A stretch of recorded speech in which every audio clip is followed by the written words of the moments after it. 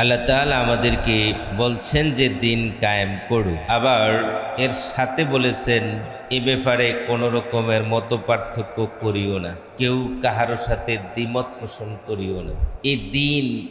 এই দিনের পরিচয়টা কি? দিন মানে জীবন ব্যবস্থা।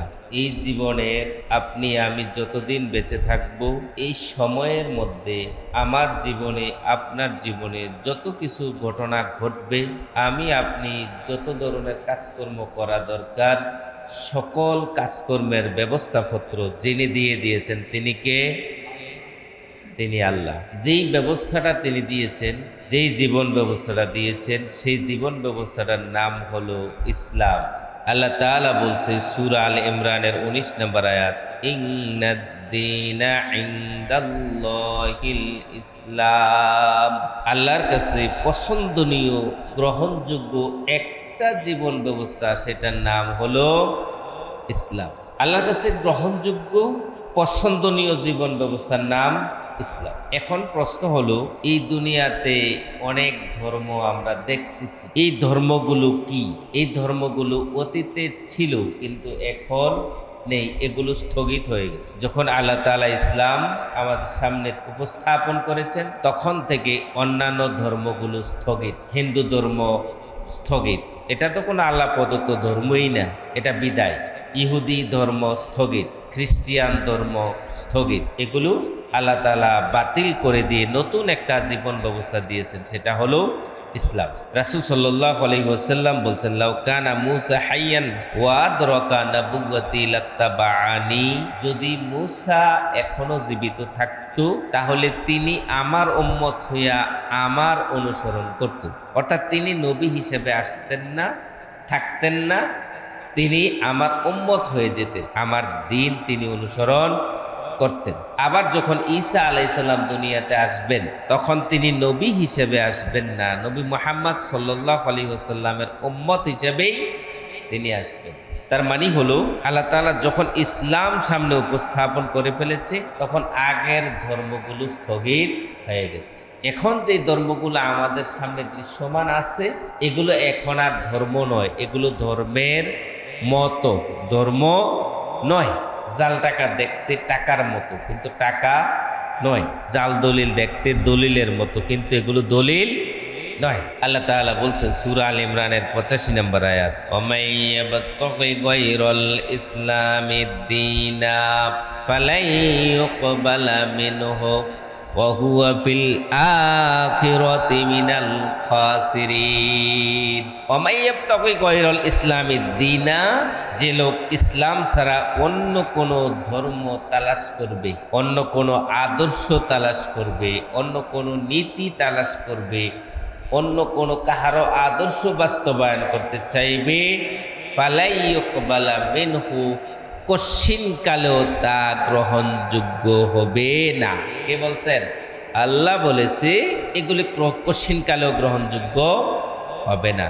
ওয়া হুয়া ফিল আখিরাতি মিনাল খাসিরিন, আখিরাতের ময়দানে তারা ক্ষতিগ্রস্ত হয়েই যাবে, তারা ক্ষতিগ্রস্তদের তালিকায় থাকবে, জাহান্নামীদের তালিকায় থাকবে। তাহলে আমরা বুঝলাম দিন মানে হলো ইসলাম, দিন মানে ইসলাম। তো আল্লাহ বলছে আকাইমুদ্দিন, দিন কায়েম করো, মানে হলো ইসলাম কায়েম করো। দিন মানে ইসলাম, আর দিন কায়েম করো মানে ইসলাম কায়েম করো। তাহলে আকাইমুদ্দিন শব্দের জায়গায় যদি আমরা ইসলাম লাগাই দেই, তাহলে অর্থ হয় আকাইমুল ইসলাম, হে মুসলমান তোমরা জমিনে ইসলাম কায়েম করে দাও, ইসলাম কায়েম করে দাও। জীবনের সর্ব পয়েন্টে তুমি ইসলাম কায়েম করে দাও, চিন্তায়, চেতনায়, কাজে, কর্মে, চলনে, বলনে, কথনে, লিখনে, শয়নে, জাগরণে, every moment, everywhere you are Muslim. সর্ব পয়েন্টে তুমি মুসলমান, আপনি মুসলমান, সুতরাং সর্ব পয়েন্টে ইসলাম কায়েম করে দাও।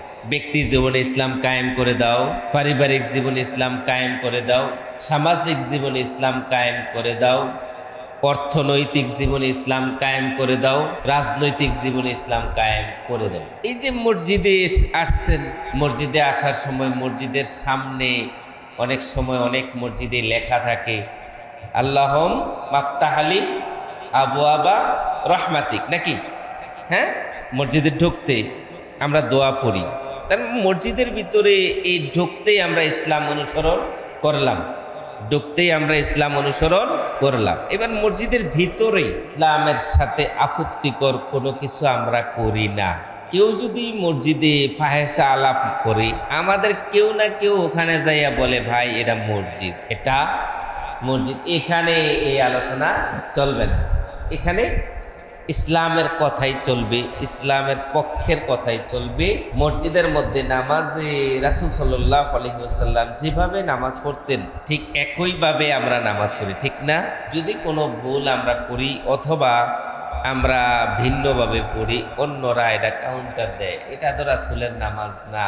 অর্থাৎ রাসূল যেভাবে পড়েছে সেভাবেই আমরা নামাজ পড়ি। আজকের জুমার নামাজটাতে যদি আমি এই 2 রাকাতের জায়গায় 2 রাকাত পড়ে তাশাহুদ পড়ে দাঁড়াইয়া যাই, আপনারা মেনে নেবেন? মানবেন না। কেন? এটা রাসূলের নিয়মে নাই। রাসূল সাল্লাল্লাহু আলাইহি ওয়াসাল্লামের নিয়ম 2 রাকাত পরে সালাম ফিরানোর কথা, সালামেই ফিরাইতে হবে। এখানে যদি 3 রাকাত পড়ি বা 4 রাকাত পড়ি, এখানে কি কোনো এটা গ্রহণযোগ্য হবে? তা আমি তো পরে যে আরেকটা রাকাত পড়বো, আল্লাহু আকবার বলে উঠবো, তো এটা কি খারাপ কথা কইছি? আল্লাহু আকবার কি খারাপ কথা? হ্যাঁ, পরে যে সূরা ফাতিহা পড়বো, আলহামদুলিল্লাহি রাব্বিল আলামিন আর রহমানির রহিম, এই কথাগুলো কি খারাপ কথা? খারাপ কথা না। তাহলে সাথে আরেকটা সূরা মিলাবো, এটাও খারাপ কথা না। আবার আল্লাহু আকবার বলে রুকুতে যাব, এটা কি খারাপ কথা? তাহলে আমি তো কোনো খারাপ কথা বলতেছি না, তারপরও আপনারা মানেন না কেন? কারণ এটা রাসূলের নিয়মে নাই। তার মানে হলো মসজিদের মধ্যে ইমাম সাহেব হুজুর যতক্ষণ রাসূলকে অনুসরণ করবে ততক্ষণ আপনারা ইমাম সাহেবকে অনুসরণ করবেন। যখন ইমাম সাহেব হুজুর রাসূলকে অনুসরণ বাদ দিয়া নিজের মন মতো কিছু করতে চাইবে, তখন আপনারা কেউ মানেন না। আমি কি ভুল বললাম? মানবেন না, মানেন না এবং মানবেনও না, ঠিক না? বিষয়টা মানবেন না। তাহলে আমরা এই জায়গায় আমরা একমত হইলাম যে মসজিদের ভিতরে আমরা আল্লাহর আইন মানছি, রাসূলের আইন মানছি, কিন্তু অর্থনৈতিক লেনদেন, টাকা পয়সার লেনদেনের ক্ষেত্রে আমরা সেই জায়গায় রাসূলের আইন মানি নাই। রাসূল সাল্লাল্লাহু আলাইহি ওয়াসাল্লাম সুদ ভিত্তিক অর্থ ব্যবস্থাকে বাদ দিয়ে যাকাত ভিত্তিক অর্থ ব্যবস্থা চালু করেছে কিনা? করেছে কিনা? তাহলে এই অর্থনৈতিক লেনদেনের ক্ষেত্রে আমরা রাসূলের আদর্শটাকে নেই নাই। আমরা এখানে লেনিনের আদর্শ মানলাম, কার্ল মার্ক্সের আদর্শ মানলাম, রাসূলের আদর্শ মানি নাই। আবার রাজনৈতিক জীবনে রাসূল সাল্লাল্লাহু আলাইহি ওয়াসাল্লাম যখন মদিনার প্রেসিডেন্ট হয়েছিলেন, তিনি কোরআন দিয়ে রাষ্ট্র পরিচালনা করেছিলেন, কোরআন দিয়ে রাষ্ট্র পরিচালনা করেছিলেন। এখন আমরা রাজনৈতিক জীবনে কোরআন দিয়ে রাষ্ট্র পরিচালনার পক্ষে রাজনীতি করি নাকি নিজের মন মতো যেখানে সুবিধা পাই সেখানে রাজনীতি করি, এটা দেখা দরকার আছে কিনা?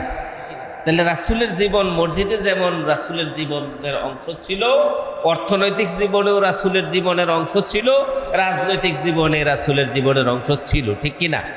তাহলে রাসূলকে এক জায়গায় আমরা মানছি, আরেক জায়গায় মানি নাই। তাহলে কিছু জায়গায় আমরা রাসূলকে মানলাম, কিছু জায়গায় মানলাম না, এটা ঈমানদারের পরিচয় হবে না। ইয়া আইয়ুহাল্লাযীনা আমানু দুখুলু ফিস-সিলমি কাফা, ও ঈমানদাররা তোমরা ইসলামের মাঝে পরিপূর্ণভাবে প্রবেশ করে ফেলো। পরিপূর্ণভাবে তুমি ইসলামে প্রবেশ করো। ব্যক্তি জীবনে ইসলামে প্রবেশ করো, পারিবারিক জীবনে ইসলামে প্রবেশ করো, সামাজিক জীবনে ইসলামে প্রবেশ করো, রাজনীতিতে ইসলামে প্রবেশ করো, সব জায়গায় ইসলামে প্রবেশ করো। ওয়ালা তাত্তাবিউ খুতুওয়াতিশ শাইতান, শয়তানের পদাঙ্ক অনুসরণ করিও না। অর্থাৎ ইসলামের মধ্যে প্রতি 100% প্রবেশ করো, শয়তানের ফাঁদে 1% রাখিও না, 1% রাখিও না। যদি রাখো ফলাফল কি? শয়তান এমন ভাবে 1% ধরে এমন ভাবে টান দেবে, তোমার 99% ছুটাই নিয়ে যাবে, 99% ছুটাই নিয়ে যাবে। কারণ শয়তানের এমন পাওয়ার, যদি ইসলামের একটা বিধানের বিরুদ্ধে আপনাকে ঢুকায় ফেলতে পারে, তাহলে আপনার ঈমান শেষ। সে জাহান্নামে আপনাকে বানিয়ে ফেললো। শয়তানের মিশন সফল। তাহলে ইসলামে কিছু ঢুকছি, কিছু ঢুকি নাই। কিছু জায়গায় ইসলাম কায়েম করেছি, কিছু জায়গায় ইসলাম কায়েম করি নাই। মসজিদে ইসলাম কায়েম করেছি, কিন্তু মসজিদ থেকে বের হয়ে আর ইসলাম কায়েম করি নাই। তাহলে কিছু জায়গায় মানছি, কিছু জায়গায় মানি না। এবার যারা কিছু জায়গায় ইসলাম কায়েম করে, কিছু জায়গায় কায়েম করে না, তাদের ব্যাপারে আল্লাহ তাআলার একটা ফতোয়া আছে। সূরা নিসা 150 151 নম্বর আয়াত। وَيَقُولُونَ نُؤْمِنُ بِبَعْضٍ وَنَكْفُرُ بِبَعْضٍ وَيُرِيدُونَ أَن يَتَّخِذُوا بَيْنَ ذَلِكَ سَبِيلًا أُولَئِكَ هُمُ الْكَافِرُونَ حَقًّا। نُؤْمِنُ بِبَعْضٍ, কিছু জায়গায় আমরা মানি। যদি জিজ্ঞেস করে, ভাই আপনি কি মুসলমান? হ্যাঁ, অবশ্যই আমি মুসলমান। আমি নামাজ পড়ি, আমি রোজা রাখি, আমি মসজিদে যাই, মসজিদের হুজুরের বেতন দেই, এসি লাগাইয়া দিছি, কত কিছু করি, নিশ্চয়ই তো আমি মুসলমান। যদি জিজ্ঞেস করা হয় সর্ব জায়গায় ইসলাম মানেন, তখন বলে অনেক পুরো বিবাদ, সব জায়গায় পারি না। কিছু জায়গায় পারি, কিছু জায়গায়। এই মানুষগুলো কোন পর্যায়ের? আল্লাহ বলছে ওয়ায়ুরিদুনা ইয়াত্তাখিযু বাইনা যালিকা সাবিলা, তারা মধ্যবর্তী একটা রাস্তায় অবলম্বন করছে। তারা মিডল একটা পয়েন্টে আছে। কিছু পয়েন্টে ইসলাম ঠিকঠাক ভাবে মানছে, কিছু পয়েন্টে মানে নাই। সুদের সাথে লেনদেন আছে, নামাজ পড়ে মসজিদে আসে, তাহলে এই ব্যক্তিটা নামাজের ক্ষেত্রে ইসলাম মানছে, কিন্তু সুদে টাকা লাগায়, ওই জায়গায় ইসলাম মানে নাই। তাহলে মসজিদে সে ইসলাম মানছে, ওই টাকা পয়সা লেনদেনের ক্ষেত্রে ইসলাম মানে নাই। মসজিদের মধ্যে ইসলাম মানছে, বিয়ে শাদী করছে, ইসলাম অনুসারে করছে, কিন্তু রাজনৈতিক সেক্টরে ইসলাম কায়েমের জন্য রাজনীতি করে না। তাহলে এক জায়গায় মানছে, আরেক জায়গায় মানে নাই। আল্লাহ তাদের ব্যাপারে বলছে পরের আয়াতে, উলাইকা হুমুল কাফিরুনা হাক্কা, এরা হলো অরিজিনাল কাফের। আমার কথা না, আপনারা কেউ ঠিক বললেও ঠিক, না বললেও ঠিক, কারণ কথাটা কার? কথাটা যদি আমার হতো অথবা আমাদের কোনো ব্যক্তির হতো, তাহলে এটা ঠিক হতেও পারে, নাও হতে পারে। কথাটা বলেছেন যিনি আমাকে সৃষ্টি করেছেন, আপনাকে সৃষ্টি করেছেন, তিনি বলেছেন। তাহলে আসলেই আকাইমুদ্দিন, এই দিন কায়েম করো, এই বিধানটা আপনার ঈমানের সাথে সম্পর্কিত। আপনি ঈমান এনেছেন মানে দিন কায়েমের কর্মী হয়ে যেতে হবে। যদি বাহিরে থাকেন তাহলে আপনি ঈমানদার না। আসলে এই ইসলামের ক্ষেত্রে আপনার একটা রুলস রেজুলেশন পরিবর্তিত। হিন্দু বাড়িতে বিয়ের যে রীতি, আপনার বাড়ি থেকে বিয়ের রীতি এক না একটু ব্যতিক্রম। তাহলে তার জীবন স্টাইল এই বিয়ের ক্ষেত্রে আপনার জীবন স্টাইলের সাথে মেলে না, ঠিক না? মন্দিরের মধ্যে যারা পূজা দেয় তাদের ইবাদতের ধরন আর আপনার ইবাদতের ধরন কি এক? ব্যতিক্রম আসেনি? ব্যতিক্রম আছে। তাহলে তার ইবাদতের যে লাইফস্টাইলটা, এটা আপনার সাথে মেলে না। ঠিক একইভাবে তো আপনার বাকি অংশটাও সেম। আপনার লেনদেন, সমাজ ব্যবস্থা, রাষ্ট্র ব্যবস্থা, সর্বক্ষেত্রেই তো আপনি মুসলিম, সর্বক্ষেত্রেই তো আপনি মুসলিম। একটা মেয়ে যখন সন্ধ্যা হয়ে যায়, মেয়েটা উপযুক্ত বিয়ের পর্যায়ের বয়সী, এই মেয়েটা যখন সন্ধ্যা হয়ে যায় বাড়িতে ফিরে নাই, কোথাও গিয়েছিল, আসরের আগে বাড়িতে ফিরে যাওয়ার কথা, মা বাবা টেনশন করে কিনা? হ্যাঁ, করে কিনা? আবার একটা ছেলে হেতে রাইতের 12টায়ও আসে নাই, কিন্তু এক্ষেত্রে মা বাবার এতটা টেনশন নাই, কিন্তু মেয়েটার সন্ধ্যা হয়ে গেছে আসে নাই, এ কারণেও টেনশন। কেন? তাহলে ছেলের লাইফস্টাইল আর মেয়ের লাইফস্টাইল এক না, এক না, এ কারণে তো টেনশন করেন। ইমানদারের লাইফস্টাইল আর ইমানদার নয় তাদের লাইফস্টাইল এক নয়, দুটা লাইফস্টাইল ভিন্ন, জীবন কাঠামোটা ভিন্ন, আপনার আয়ের সোর্সটা ব্যতিক্রম। আপনাকে বলছে হালালান তৈয়িবাহ, আপনি খান পবিত্র, হালাল পবিত্র খাবার খান, অপবিত্র খাইয়েন না, যেটাতে হারাম মিশ্রিত এটা খাইয়েন না। এখন যদি হারাম মিশ্রিতটা খান তাহলে বুঝে গেল আল্লাহর এই কথাটা আপনি মানেন নাই, এই জায়গায় আপনি দিন কায়েম করেন নাই, ইসলাম কায়েম করেন নাই। আপনি ইসলামে ঢুকছেন, কালেমা পড়ছেন, মুসলিম হয়েছেন, আপনি ইসলামকে পূর্ণাঙ্গ অনুসরণ করা লাগবে।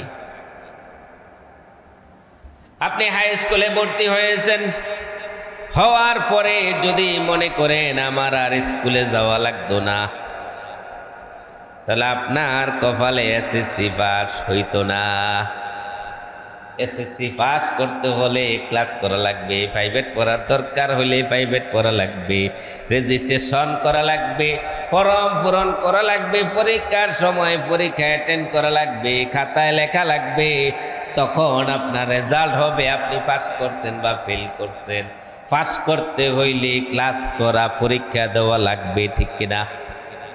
যদি আপনি কোন ভর্তি হয়েছি শেষ, আমার আর দায়িত্ব নাই, আপনার কপালে এসএসসি পাস হবে না।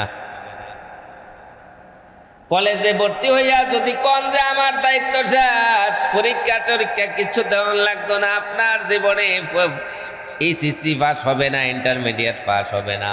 মেডিকেল কলেজে ভর্তি হয়েছেন, মেডিকেল বিশ্ববিদ্যালয়ে ভর্তি হয়েছেন, আপনি ভাবছেন আমার আর দরকার নেই, ক্লাস ক্লাস পড়ালে আর দরকার নাই, কোনো দায়িত্বর দরকার নাই, পরীক্ষা টরীক্ষা অ্যাটেন্ড করার দরকার নাই, আপনি আর ডাক্তার হতে পারবেন না।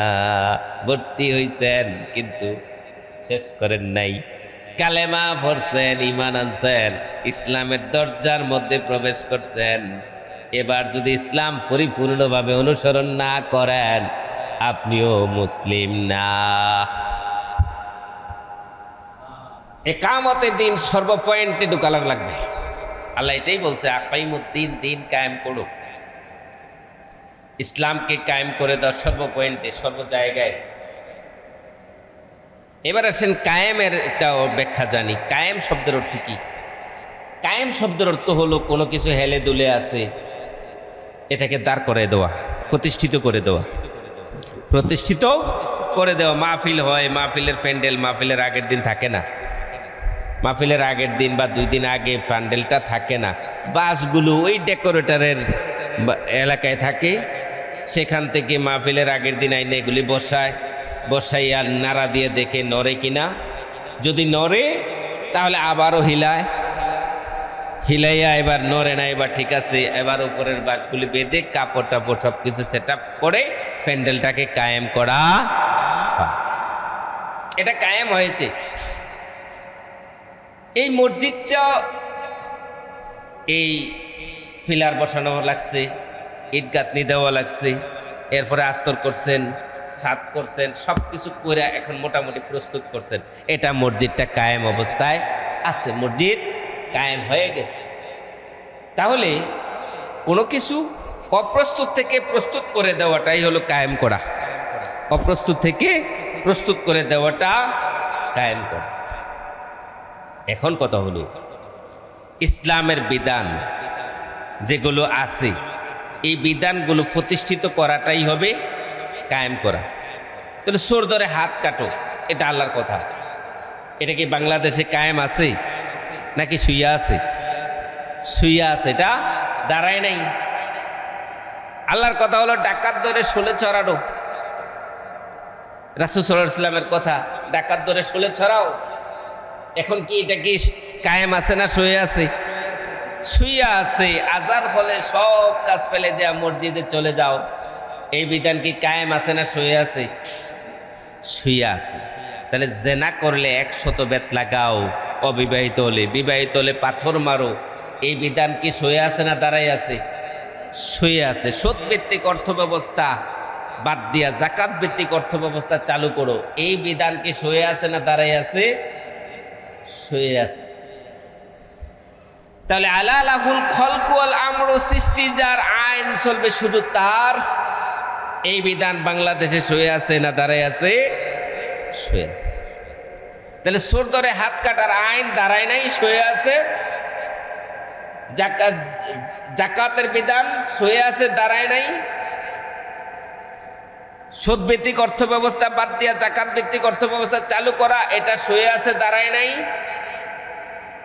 আল্লাহ তাআলার এই জমিন আছে যেখানে আল্লাহর বিধান চলবে, সেখানে সেই বিধানগুলো শুয়ে আছে, দাঁড়ায় নাই। এখন সুর ধরে হাত কাটার ব্যাপারে আপনার ভূমিকা কি? আল্লাহ তো আপনাকে আদেশ করেছে, এই বিধান বাস্তবায়নের ব্যাপারে আপনার ভূমিকা কি? ডাকাত ধরে শুলে ছড়াইতে হবে, এই বিধানের ক্ষেত্রে আপনার ভূমিকা কি? আজান হলে সব কাজ ফেলে দেয়া মসজিদে চলে যাওয়া লাগবে, সেই বিধানের ক্ষেত্রে আপনার ভূমিকা কি? আইন পাশ করে সৎ কাজের আদেশ প্রতিষ্ঠিত করা লাগবে, অসৎ কাজকে প্রতিরোধ করা লাগবে, এই ব্যাপারে আপনার ভূমিকা কি? নিজের বিবেকে প্রশ্ন করেন, উত্তর আপনার থেকেই চলে আসবে। আপনি যদি ভালো কাজ করে থাকেন, এগুলো প্রতিষ্ঠার জন্য কাজ করে থাকেন, উত্তর আসবে আমি চেষ্টা করতেছি। যদি চেষ্টা করতেছেন তাহলে বোঝা গেল আপনি দিন কায়েমের পক্ষে কাজ করতেছেন। যদি উত্তর আসে আমি তো কোনো চেষ্টা করিনি, আমি তো আজান হলে মসজিদের দূর থাক,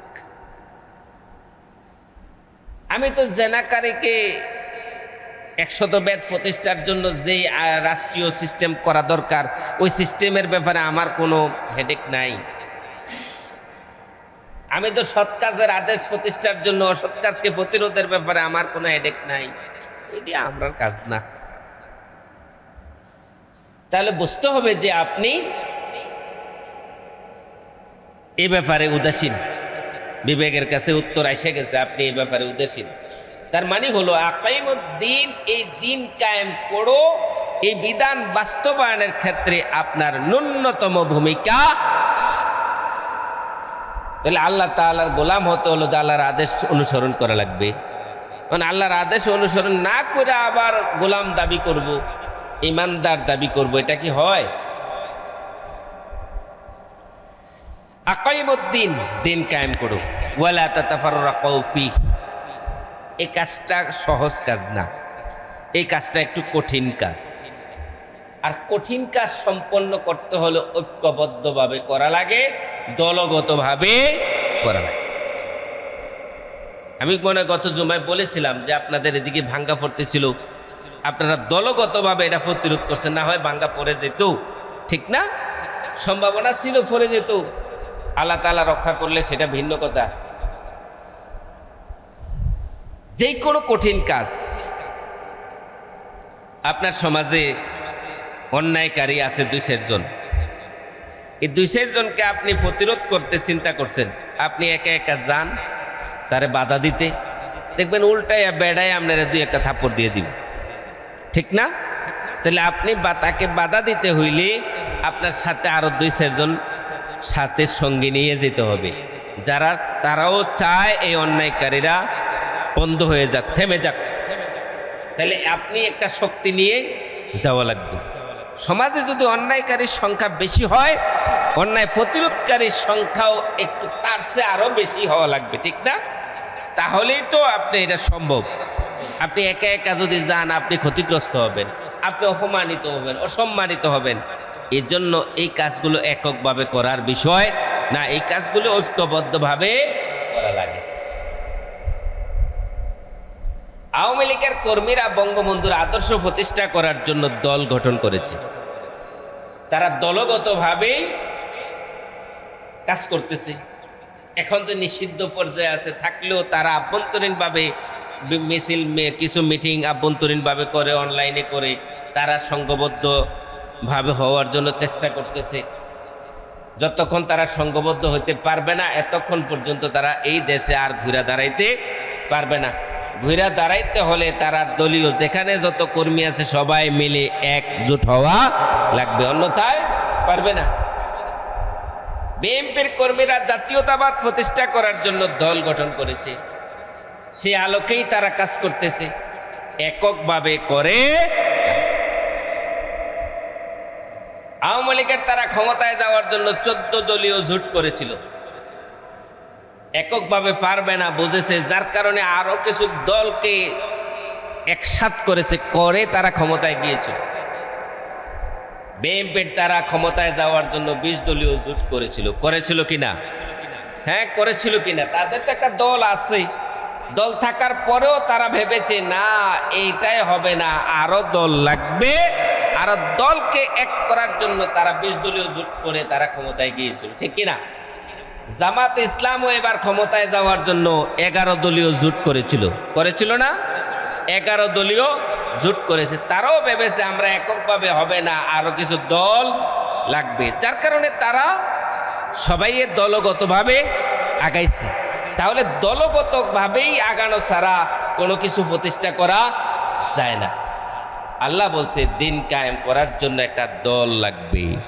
সূরা আল ইমরানের 104 নম্বর আয়াত, ওয়ালতাকুম মিনকুম উম্মাতুন ইয়াদউনা ইলাল খায়র ওয়া ইয়া'মুরুনা বিল মা'রুফি ওয়া ইয়ানহাউনা আনিল মুনকার ওয়া উলাইকা হুমুল মুফলিহুন।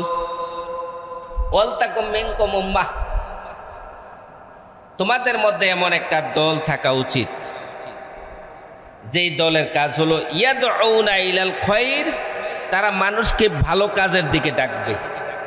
যত ভালো কাজ আছে এই ভালো কাজের দিকে দাওয়াত করবে, বুঝাবে যে এটা ভালো কাজ, এটা ভালো কাজ, এটা ভালো কাজ, এই কাজটা করলে আল্লাহ পছন্দ করবে, এই কাজটা করলে রাসূল পছন্দ করবে, এই কাজটা করলে মানবের উপকার হবে, সমাজের কল্যাণ হবে, সমাজবাসী ভালো থাকতে পারবো। ইয়াদউনা ইলাল খায়র, তারা লোকদেরকে এই কল্যাণের দিকে ডাকে, ভালোর দিকে ডাকে, জান্নাতের দিকে ডাকবে। আর যেই আল্লাহর ভাষায় যেটা কল্যাণকর কাজ এটাই তো জান্নাতের কাজ, ঠিক না? যেটা কল্যাণকর এটাই তো জান্নাতের কাজ। তাহলে ইয়াদউনা ইলাল খায়র, তারা কল্যাণের দিকে ডাকবে। এরপর আল্লাহ বলছে ওয়া ইয়া'মুরুনা বিল মা'রুফ, আপনি দাওয়াতি কাজ প্রচুর করছেন, কল্যাণের দিকে ডাকার জন্য আপনি ওনাকে পাইছেন, বলছেন ভাই আসো আমরা এই কাজটা করি, ওনাকে পাইছেন বলছেন ভাই আসো এটা করি, ওনাকে বলছেন ভাই আসো এই কাজটা করি, এই কাজটা ভালো কাজ, এই কাজটা করলে আল্লাহ পছন্দ করে, রাসূল পছন্দ করে, সমাজের উন্নয়ন, ওনাকে বলছেন, ওনাকে বলছেন, ওনাকে বলছেন, সবাইকে দাওয়াতি কাজ করছেন। করতে করতে করতে করতে একটা পর্যায়ে আসছেন। তার মানে এই আপনার এই দাওয়াতি কাজটাতে যারা সাড়া দিছে তারা এই কাজটার ব্যাপারে ঐক্য হয়েছে যে এই কাজটা দরকার, এই কাজটা দরকার, ঠিক না? আপনি দেখেন যে এই যে আওয়ামী লীগ সরকার পতন হয়েছে, এখন আবার অন্তর্বর্তী সরকার আইছে, বিএনপি সরকার আইছে, এই যারা আন্দোলন করেছিল তারা কি একা একা করছে? হ্যাঁ, ছাত্ররা নামছে, লগে জামাতও নামছে, বিএনপিও নামছে, ওই হেফাজতে ইসলামও নামছে, বিভিন্ন সবাই তো নামছে। সবাই মনে করছে এই কাজটা দরকার, এই কাজটা দরকার। পরবর্তীতে কি হবে এটা পরের কথা। এই কাজটা আপাতত দরকার যে এবিডিরে নামানোর জন্য। ছাত্ররা নামছে, ছাত্ররা ক্রেডিট পাইব এটা নিয়ে চিন্তা করে নাই, চিন্তা করছে যে আমিও সাপোর্ট দিই, এবিডি আগে বিদায় হোক। তার মানে এই কাজটা ভালো কাজ, এই চিন্তার ভিত্তিতে সবাই এক হয়েছে, আন্দোলন করেছে, সফল হয়েছে। এখন আপনি দাওয়াতি কাজ করছেন কল্যাণের জন্য, সবাইকে দাওয়াত দিতেছেন, দিতে দিতে সবাই মোটামুটি একমত হয়েছেন এই কাজগুলি কল্যাণকর, এই কাজগুলো করা দরকার। এই ভিত্তিতে সবাই এক হয়েছেন, ঐক্যবদ্ধ হয়েছেন, দল গঠন করেছেন, একটা দল হয়েছে সবাই মিলে। এবার বলছি ওয়া'মুরুনা বিল মা'রুফ, এবার তোমরা এই ভালো কাজের জন্য আদেশ করো, এই ভালো কাজের জন্য আদেশ করো। আদেশ করতে হলে এককভাবে করা যায় না, ঐক্যবদ্ধ শক্তি লাগে, শক্তি ছাড়া আদেশ করা যায় না। আদেশ করতে হলে পাওয়ার লাগে। আপনি পরিবারের নেতা, আপনার কাছে টাকা নাই, কামাই নাই, আয় নাই, রোজগার নাই, আপনি পরিবারে আদেশ করতে পারতেন না। আপনার ছেলে আপনারে মানবে না। যদি ছেলে বেশি ভদ্র হয় তাহলে আপনার কথাটার বিরুদ্ধে শক্তভাবে প্রতিরোধ করতো না, প্রতিবাদ করতো না, এমনি মাথাটা ফাইটটা মাইনা নিব, কিন্তু বেড়া বিবেকের আলোকে কাজ করবে। আপনারটা সেভাবে নেবে না। আপনার কাছে টাকা আছে, পাওয়ার আছে, তখন আপনি কইবেন হ্যাঁ মানবো, আপনার বউ মানবো, ছেলে মানবো, মেয়ে মানবে। কিন্তু যখন আপনার কাছে টাকা নাই, আপনার ওয়াইফ প্রাইমারি স্কুলে চাকরি করে, হেবিডির কাছে টাকা আছে, হেবিডির কথা জিও মানে ফুতো মানে, কিন্তু আব্বারটা মানে না, আব্বার টেয়া নাই, পাওয়ার নাই, ক্ষমতা নাই। আল্লাহ বলছে যে ইয়াদউনা ইলাল খায়র, তোমরা দাওয়াতি কাজ করো, পরে একটা দল গঠন করো। ওয়ালতাকুম মিনকুম উম্মাহ, তোমাদের মধ্যে একটা দল হোক যারা কল্যাণের দিকে ডাকবে। এবার দল হইছে ওয়া'মুরুনা বিল মা'রুফ, এবার তোমরা এই কল্যাণকর কাজগুলোর জন্য আদেশ করো, করতেই হবে। এই তুই এটা করবি না কেন, কর, এটা ভালো কাজ কর, এটা ভালো কাজ কর। নামাজ পড়া কল্যাণকর কাজ, হ্যাঁ নামাজে আসতে হবে, না হয় শাস্তির মুখোমুখি। সুদ খাওয়া যাবে না, যাকাত দিতে হবে, যাকাত দেওয়া তোর উপর ফরজ, দিবি না কেন, শাস্তির মুখোমুখি হওয়া লাগবে। ওয়ানহাউনা আনিল মুনকার, অন্যায় কাজে প্রতিরোধ করবে। প্রথম বলছে দাওয়াত দাও, দাওয়াত দিয়া দল গঠন হয়েছে, সবাই মোটামুটি শক্তি হয়েছে।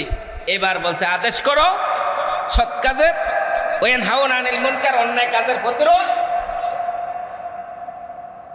তাহলে শক্তি ছাড়া আল্লাহ কিন্তু শুরুতে কিন্তু বলে নাই, শুরুতে আদেশ করে নাই, শুরুতে কইছে দাওয়াত দাও। দাওয়াত দিতে দিতে দিতে দিতে দিতে একটু পর্যায়ে আসো, সবাই মোটামুটি একটু চেঞ্জ হোক, তোমার লগে কিছু মানুষ আসুক, একমত হোক, এরপরে বলছে আদেশ করো, নিষেধ করো। কেউ রাস্তার পাশে সিগারেট খাইতেছে, আপনি যে বাধা দেন, হেতারা 3-4 জন একসাথে খাইতেছে, আপনি বাধা দেন, অপমানিত হবেন। চাইলে আপনি এককভাবে গেলে অপমানিত হবেন, আপনি লগে যদি আরো 4-5 জন যায়, তাহলে হ্যাঁ সিগারেট টিকেট হালাই তারা দৌড় দিবে। ঠিক আছে, এটাই বলছে যে ঐক্যবদ্ধ একটা দল হও, ওই দলের কাজ হবে মানুষকে ভালোর দিকে ডাকবে, সৎ কাজের আদেশ করবে, অন্যায় কাজে প্রতিরোধ করবে। ওয়া উলাইকা হুমুল মুফলিহুন, আর যেই দলটা সৎ কাজের আদেশ প্রতিষ্ঠা করবে, অসৎ কাজের প্রতিরোধ করবে, ওই দলটাই হলো মুফলিহুন, সফল। ওই দলটাই জান্নাতে যাবে, ওই দলটাই জান্নাত। তাহলে আকাইমুদ্দিন শুধুমাত্র মসজিদে নয়, আকাইমুদ্দিন আমার দেহের মধ্যে আসবে, আমার পরিবারের মধ্যে আসবে, আমার সমাজে আকাইমুদ্দিন প্রতিষ্ঠার জন্য আমি সর্বোচ্চ কাজ করব। সমাজে দিন প্রতিষ্ঠিত হয়েছে, এবার গ্রামের মধ্যে দিন প্রতিষ্ঠার চেষ্টা করব। গ্রামের মধ্যে প্রতিষ্ঠিত হয়েছে, আমার ইউনিয়নের মধ্যে প্রতিষ্ঠার চেষ্টা করব। ইউনিয়নে প্রতিষ্ঠিত হয়েছে, এবার থানায় প্রতিষ্ঠার চেষ্টা করব।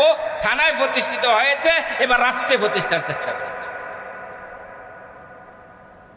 এবার রাষ্ট্রে প্রতিষ্ঠিত হয়েছে, এবার পার্শ্ববর্তী দেশগুলিতে প্রতিষ্ঠার চেষ্টা করব।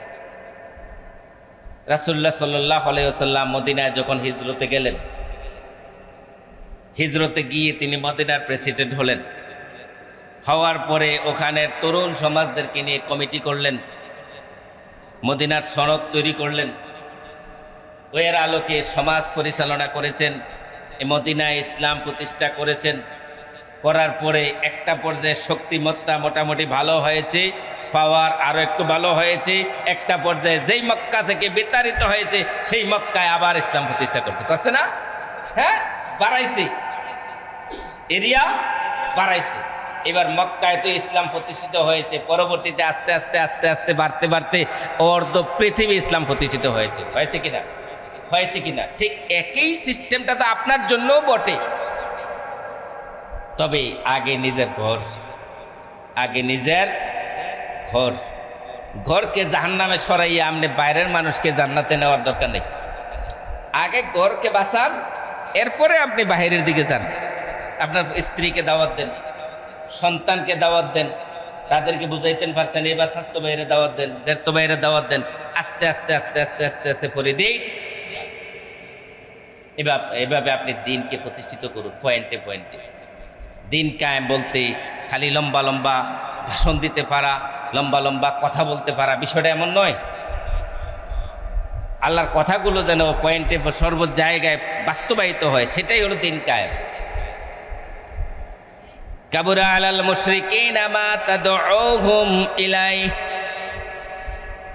আপনারা যে দিন কায়েম করবেন, দল গঠন করবেন, দাওয়াতি কাজ করবেন, সৎ কাজের আদেশ প্রতিষ্ঠা করবেন, অসৎ কাজের নিষেধ প্রতিষ্ঠা করবেন, এটা যারা জালেম আছে তারা কোনোদিন মেনে নেবে না,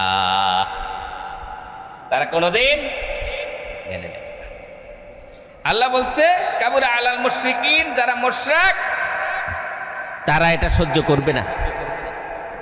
আপনি যখন দিন প্রতিষ্ঠিত হয়ে যাবে তখন সেখানে শিরিক থাকবে না, সেখানে কুফরি থাকবে না, সেখানে মুনাফিকি থাকবে না, সেখানে বেদাত থাকবে না, হারামখোররা থাকবে না। তাহলে যারা হারাম খায় তারা কেমনে মেনে নিব? তারা এভাবে মেনে নেবে না। তারা আপনার উপর ঔদ্ধত্যপূর্ণ আচরণ করবে, তারা আপনার উপর হিংস্র আচরণ করবে, তারা আপনাকে মারতে আসবে। আপনার যে দল আছে এই দলকে ছোট করার জন্য যা করার দরকার তাই করবে। তার মানে হলো এই দিন বিরোধীরাও সমাজে রাষ্ট্রে মোটামুটি যথেষ্ট পরিমাণ সরব, সমাজে রাষ্ট্রে মোটামুটি যথেষ্ট পরিমাণ সরব। তারা দিন বিরোধী কাজ করবে, আর আপনার দায়িত্ব হলো দিনকে প্রতিষ্ঠিত করা। এখন আপনি কার দিকে যাবেন? দিন বিরোধীদের পক্ষে যাবেন নাকি দিন প্রতিষ্ঠার পক্ষে যাবেন? এটা সিদ্ধান্ত আপনার। দিনকে প্রতিষ্ঠিত করা লাগবে, ইসলামকে প্রতিষ্ঠিত করা লাগবে যদি মুসলিম হই, আর যদি মুসলিম না হই আমি ইসলামের বিরুদ্ধে থাকবো, এটাই স্বাভাবিক। আর দিন প্রতিষ্ঠিত করতে গেলে আপনার উপর জুলুম হবে, অত্যাচার হবে, এতে কোনো সন্দেহ।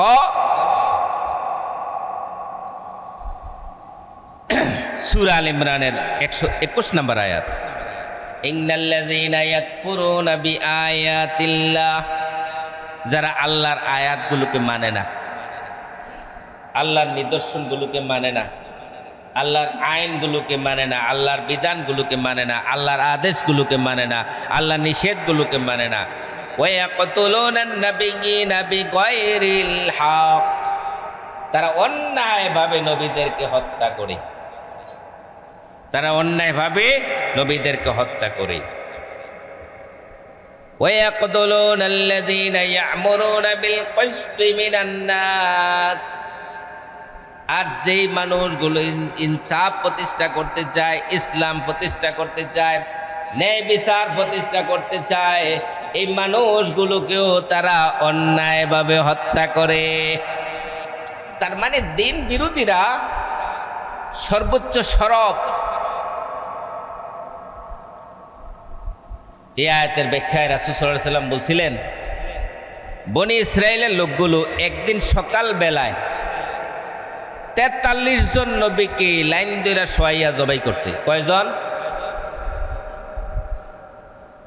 আবার দুপুর বেলায় এই নবীদের অরিজিনাল উম্মত যারা ছিল তারা একটু মিছিল করেছিল, মিটিং করেছিল, আমাদের নবীদের কি দোষ ছিল, কেন তাদেরকে মারলা, কেন তাদেরকে হত্যা করলা, কেন জবাই করলা, আমরা মেনে নেব না, এরকম একটু মিছিল করছিল। বিকেল বেলায় এই মানুষগুলো 120 জনকে চিরুনি অভিযান করে খুঁজা খুঁজা বার করছে। কেডা কেডা মিছিল করছে, কেডা কেডা প্রতিরোধ করছে, কেডা কেডা এই নবীর উম্মত, তাদেরকে খুঁজা বাইর করে 120 জনকে লাইন ধরে শোয়াইয়া জবাই করছে। আচ্ছা, প্রথম কথা হলো এই যে 43 জন নবীকে হত্যা করছে, এটা কি একজনের কাজ? একজনের কাজ? 43 জন নবীকে হত্যা করতে কি 43 জনের কাম লাগছে না আরো বেশি মানুষের কাজ লাগছে? আরো বেশি মানুষের কাজ লাগছে। নবীদের উম্মত, নবীরা না 43 জন, তাদের কিছু উম্মত ছিল না?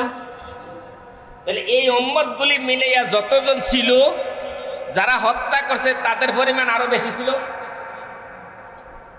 তারা সবাই এক ছিল না, দ্বিমত ছিল? এক না থাকলে কি পারতো এতজন হত্যা করতো? পারতো।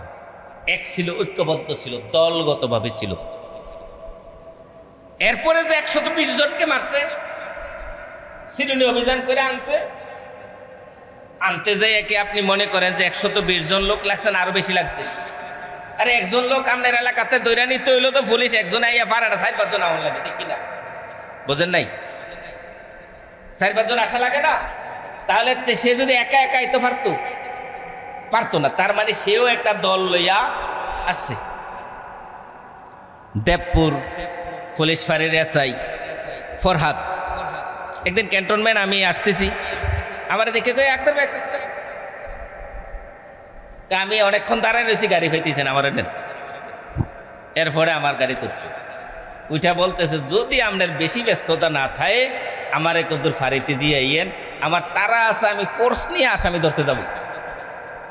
আমি ফোর্স নিয়ে আসামিকে ধরতে যাব, আমি খবর পাইছি আসামি বাড়িতে আছে, আসামি ধরতে যাইতে হবে। আমি বলছি ঠিক আছে, আমি তারে দিয়ে আসতেছি। তিনি মোটরসাইকেলে ভিজে বসেই তার ফোর্সকে ফোন দিয়েছে, তাড়াতাড়ি রেডি হও, আমি আইতেছি, 3 মিনিট লাগবো, 4 মিনিট লাগবো সর্বোচ্চ, তাড়াতাড়ি গাড়ি রেডি করো। আসামি কয়জন? একজন। আসামি একজন, ধরতে গেছে একটা গাড়ি, ফোর্স লয়ে গেছে। তার মানে হলো আসামির তুলনায় যারা ধরতে গেছে তাদের শক্তিটা বেশি লাগছে, অন্যথায়। তার মানে হলো ওই আসামির যে আদর্শ পুলিশ বাহিনী তার বিপরীতে ছিল, যার কারণে তো তাকে ধরতে গেছে। এখন আপনি একটা আদর্শ প্রতিষ্ঠা করবেন, আপনার বিপরীত শক্তি যদি বেশি থাকে তাহলে তো আপনি পারবেন না। তাহলে আপনার বিপরীত শক্তির তুলনায় আপনার শক্তিটাকে বেশি করা লাগবে, তাহলেই আপনি এটা পারবেন, অন্যথায়। এই জন্য বলছে তোমরা একটা দলগতভাবে আগাও, দলগতভাবে আগাও। এটা আমার কথা নয়, এটা আল্লাহ তাআলার কথা। দল গঠন করতে আল্লাহ বলছে। সম্মানিত দিদি ভাইয়েরা, তাহলে দলগতভাবে দিন কায়েমের জন্য আল্লাহ আপনাকে আমাকে আদেশ করছে। যদি দলগতভাবে না আগান, শাস্তির মুখোমুখি হবেন, শাস্তি আপনার উপর আসবে। আপনার শক্তি যত দুর্বল থাকবে শাস্তি আসবে তত বেশি। সূরা বুরুজ পড়ে দেখবেন, ওখানে আসহাবুল উখদুদের কাহিনী আল্লাহ তুলে ধরেছেন। আসহাবুল উখদুদের ব্যক্তিদেরকে, ইমানদারদেরকে গর্ত খনন করছে, গর্ত খনন করে তাদেরকে ওখানে ফালাইছে, ফালায় আগুন জ্বালাইছে, আগুন জ্বালাইয়া তাদেরকে পুড়ে দিছে। যাদেরকে ফালাইছে তাদের সংখ্যার তুলনায় যারা ফালাইছে তাদের সংখ্যা বেশি ছিল, ঠিক না? বেশি না থাকলে কি পারতো না? একজন মানুষকে ধাক্কা দিতে হলে তো 2 জন লাগে। তার মানে তার শক্তি বেশি ছিল, তারা জুলুম করেছিল। এখন আপনি দিন কায়েম করবেন, দিন কায়েম করতে হলে আপনার শক্তি বেশি লাগবে, এককভাবে পারবেন না। এই জন্য আল্লাহ বলছে ওয়ালা তাতাফাররাকু ফি, এই ব্যাপারে কোন রকমের অনৈক্য হইও না। এই অজুহাতে হে অজুহাতে, হেতের এই দোষ, হেতের এই দোষ, হেতের এই দোষ, হেতের এই দোষ, এই দোষটা আইয়া তোমরা এখানে অনৈক্য হইও না। দোষ এক একজনের এক একটা দোষ থাকুক, 1000টা দোষ থাকুক, এই ব্যাপারে তোমরা এক হয়ে যাও। আপনি খেয়াল করেন, বিএনপির আদর্শ আর জামাত ইসলামের আদর্শ কি এক? দুইটার মধ্যে পার্থক্য আসেনি? আছে। এবার জামাত ইসলামের আদর্শ আর কওমি হুজুরদের আদর্শ কি এক? এক না, পার্থক্য আছে না? আছে। এবার জামাতের সংবিধান আর এনসিপির সংবিধান কি এক? এক একটার এক এক রকম। এক একটার আদর্শ এক এক রকম, কিন্তু সবাই মিল্লায় তো আন্দোলন করে শেখ হাসিনার সরেছে। তার মানে একা একা পারা যায় না কোনো কিছু করতে, দল লাগে। কোনো কিছু করতে হলে দল লাগবে, দল ছাড়া কোনো কিছু প্রতিষ্ঠা করা যায় না। এই জন্য আল্লাহ বলছে ওয়ালা তাতাফাররাকু ফিহি, এই ব্যাপারে কোন রকমের অনৈক্য হইও না, এক হয়ে যাও। এক না হলে প্রতিষ্ঠা করতে পারবা না। জালেমরা ইমানদারদের উপর জুলুম করবে। এবার তোমার শক্তি কম, এখন কি থাইমা থাকবা? না, এখন থেমে থাকার সুযোগ নাই, কাজ করতে হবে। কাজ করতে গেলে তোমার উপর জুলুম হবে, অত্যাচার হবে। তুমি এই জুলুম অত্যাচারকে মেনে নেওয়ার মন মানসিকতা লাগবে, তাহলেই তুমি সফল, অন্যথায় সফল। আহাসিবান নাসু আন ইউতরাকু আন ইয়াকুলু আমান্না ওয়া হুম লা ইফতানুন। মানুষ কি মনে করে যে আইয়ুতরাকু, তাদেরকে ছেড়ে দেয়া হবে, আইয়াকুলু আমান্না, যে তারা বলবে আমরা ঈমানদার, অর্থাৎ আমরা ঈমানদার এরা দাবি করলেই তাদেরকে আমি ছেড়ে দেব। তাদেরকে কি আমি ওয়া হুম লা ইফতানুন, আমি কি তাদেরকে পরীক্ষা করতাম না? তার মানে আপনার উপর পরীক্ষা আসবে। এই পরীক্ষাগুলো মেনে নিয়ে আপনাকে আগাইয়া যাওয়া লাগবে। ভয়ে ভীত হয়ে যাওয়া যাবে না, আতঙ্কিত হয়ে যাওয়া যাবে না। আপনি আপনার আদর্শের উপর অটল থাকা লাগবে, দৃঢ় থাকা লাগবে। হোক আমার উপর সর্বোচ্চ কি হবে, মৃত্যু হবে, মরণ তো লাগবে, 2 দিন আগে হোক পরে হোক। আর মৃত্যুকে যেই দিন আমার মৃত্যু আল্লাহ বরাদ্দ রাখছে, এর আগে কি মৃত্যু হবে? এর আগেও তো হবে না। সুতরাং আমার এত ভয় কির বিষয়? মৃত্যুর জন্য কিসের ভয়? আমার সন্তানগুলোর জন্য যে রিজিক আল্লাহ দিয়ে দিয়েছে, এই রিজিকের সে কি কম তারা পাবে? কম পাবে? তাহলে আমি মরে গেলে আমার সন্তানের রিজিক ক্ষতি হইতে পারে, আমার সন্তানগুলো ক্ষতিগ্রস্ত হয়ে যেতে পারে, এই চিন্তা আপনার কেন? তারটা তো আল্লাহ বরাদ্দ করে দিয়েছে, তারটা তো আল্লাহ বরাদ্দ করে দিয়েছে। তার কপালে যেটা হওয়ার সেটাই হবে, আপনি তার নিয়ে চিন্তা করার দরকার নেই। অভিভাবক হিসাবে যতটুকু দায়িত্ব আছে দায়িত্ব পালন করে দেয়। অভিভাবক হিসাবে যতটুকু দায়িত্ব আছে দায়িত্ব পালন করে দেন, এর বেশি আপনি চিন্তা করার কোনো দরকার। আল্লাহ তাআলার আকিমুদ্দিন, দিন কায়েম করুক, এই বিধানটা আপনাকে প্রতিষ্ঠা করতে চায়, আপনাকে বুঝাইতে চায়। বুঝানোর জন্য আপনাকে কোরআনে বিভিন্ন জায়গায় বিভিন্ন উপমা আল্লাহ তাআলা তুলে ধরেছেন। আসহাবুল উখদুদের কাহিনী তুলে ধরেছেন, আসহাবে কাহাফের কাহিনী তুলে ধরেছেন, ফেরাউনের কাহিনী তুলে ধরেছেন, মুসা আলাইহিস সালামের কাহিনী তুলে ধরেছেন, ইব্রাহিম আলাইহিস সালামের কাহিনী তুলে ধরেছেন। তুলে ধরে আল্লাহ বুঝাইতে চাইছে, এই উদাহরণগুলো দিয়া আল্লাহ বুঝাইছে যে তুমি দ্বীনের পথে থাকলে এই ঝামেলাগুলো আসবে, আর তারা যেভাবে মোকাবেলা করছে তুমিও এভাবে মোকাবেলা করো।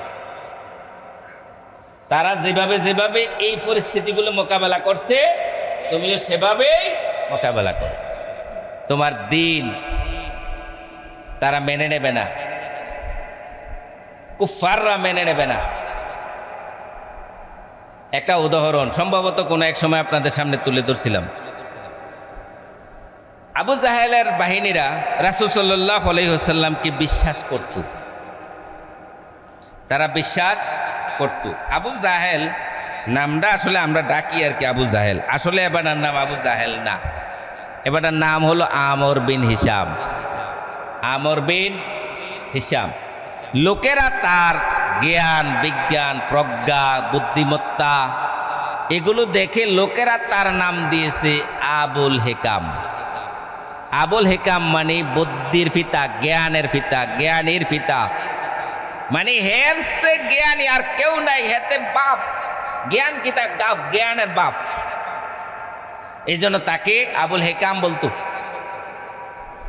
কিন্তু রাসূল সাল্লাল্লাহু আলাইহি ওয়াসাল্লামকে না মানার কারণে পরবর্তী যুগের মানুষেরা তাকে আবু জাহেল বলছে। হেতে কি এর জ্ঞানী যে রাসূলরে চিনতে পারছে না, এত জ্ঞানী তার রাসূলটারে চিনতে পারে নাই, এই জন্য তাকে নাম দিয়েছে আবু জাহেল। কিন্তু সে ওই মুহূর্তে আরবের মধ্যে তার সে জ্ঞানী দ্বিতীয় আর কেউ ছিল না। ওইখানে যে মানুষগুলো কুফফারদের মধ্যে ছিল, কাফের শ্রেণীর মানুষগুলোর মধ্যে তার একজন সহচর ছিল, তার নাম ছিল আখনাজ বিন শুরাইক। আখনাজ বিন শুরাইক সহচর মানে হলো তার সঙ্গে থাকতো।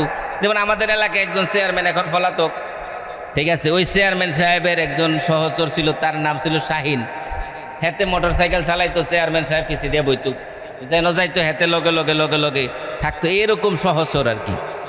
তো আখনাজ বিন শুরাইক একদিন আবু জাহেলকে প্রশ্ন করতেছে, নেতা আবুল হেকাম শোনেন, আচ্ছা মোহাম্মদ তো আমরা সামনে জন্মগ্রহণ করছি, ঠিক না? কয় হ্যাঁ। তারে আমরা তো কোলে ফেটে করে মানুষ করছি, কয় হ্যাঁ। আচ্ছা তার তো কোনোদিন মিছা কথা কইতে দেখছি না, সত্য না? কয় হ্যাঁ সত্য। তাইলে এই কারণে তো তারে আমরা নাম দিছি as-সাদিক, সত্যবাদী। আমরা তো তারে উপাধি দিছি যে সত্যবাদী, কোনোদিন আমানত খেয়ানত করছে না, যার কারণে আমরা তাকে উপাধি দিছি আল আমিন। সে যে ভালো মানুষ ছিল এতে কি সন্দেহ আছে? কয় না।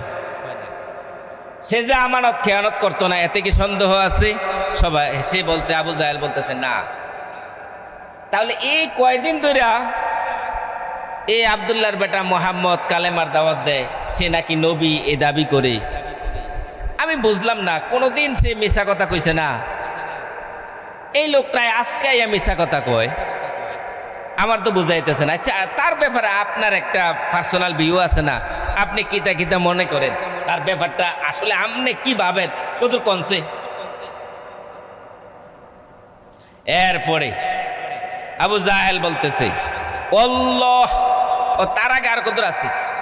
আবু জাহেল এবার ডাইনে বামে সামনে পিছে বিভিন্ন জায়গায় চাইতেছে, কেউ আসেনি। এমন ধরনের প্রশ্ন করছস, আমি উত্তর দিলে পাশে যদি একজনে শুনলে তো আবার হেতে যায় আবার প্রচার করা শুরু করব, যার কারণে ডাইনে বামে চাইয়া।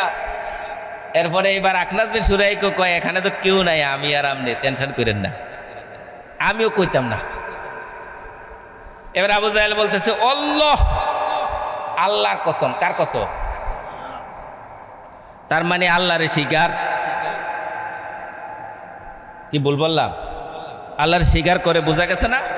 আল্লাহর কসম, ইন্না মুহাম্মাদান লাসাদিক কত্তু, মুহাম্মদ যা বলছে সব অবশ্যই অবশ্যই সত্য, অবশ্যই অবশ্যই সত্য।